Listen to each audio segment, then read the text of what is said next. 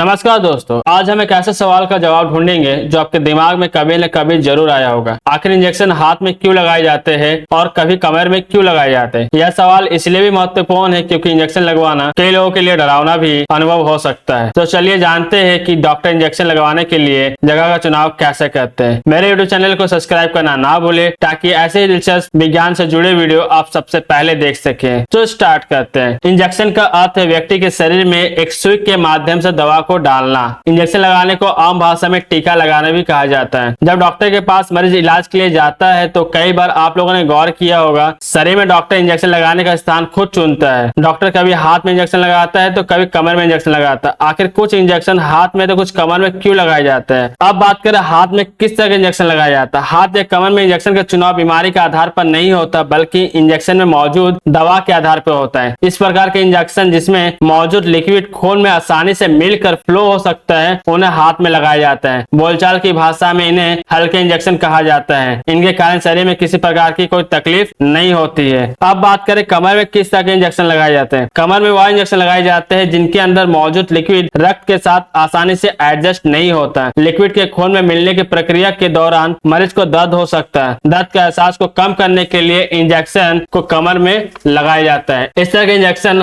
हाथ में लगाने की स्थिति में कभी कभी हाथ हमेशा के लिए काम करना बंद कर देते हैं। एक्सपर्ट कहते हैं कि इंजेक्शन कई तरह के होते हैं। जो पहला होता है इंट्रावेनस इंजेक्शन, जो दूसरा होता है इंट्रामस्कुलर इंजेक्शन, और जो तीसरा होता है सबक्यूटेनियस इंजेक्शन, और जो चौथा है इंट्राडर्मल इंजेक्शन। इससे मौजूद अलग अलग दवाइयों के कारण यह तय होता है कि इंजेक्शन कहाँ लगाया जाएगा। इंट्रावेनस इंजेक्शन की बात करें तो इसे हाथ में लगाया जाता है। इस इंजेक्शन के जरिए दवा सीधे वेंस तक पहुंचाई जाती है। वेंस पर दवा पहुंचने पर दवा सीधे ब्लड में मिल जाती है। इंट्रामस्कुलर इंजेक्शन मांसपेशियों में लगाया जाता है। कुछ ऐसी दवाई होती है जिसे मांसपेशियों के जरिए शरीर में पहुंचाया जाता है। इनके लिए इंट्रामस्कुलर इंजेक्शन लगाया जाता है। इनमें एंटीबायोटिक और स्टेरॉइड के इंजेक्शन शामिल होते हैं। यह इंजेक्शन आमतौर पर हिप्स वाले हिस्से में लगाए जाते हैं। इसे जांग में भी लगाया जा सकता है। सबक्यूटेनियस इंजेक्शन के जरिए इंसुलिन और गाढ़े खून को पतला करने वाली दवाइयां दी जाती है। इस इंजेक्शन को स्किन के ठीक नीचे और मसल टिश्यूज के ठीक ऊपर वाले हिस्से में लगाया जाता है। दोनों इंजेक्शन के मुकाबले सबक्यूटेनियस को लगवाने में कम दर्द महसूस होता है। इसे या तो हाथ और जांग के ऊपरी हिस्से में लगाया जाता है या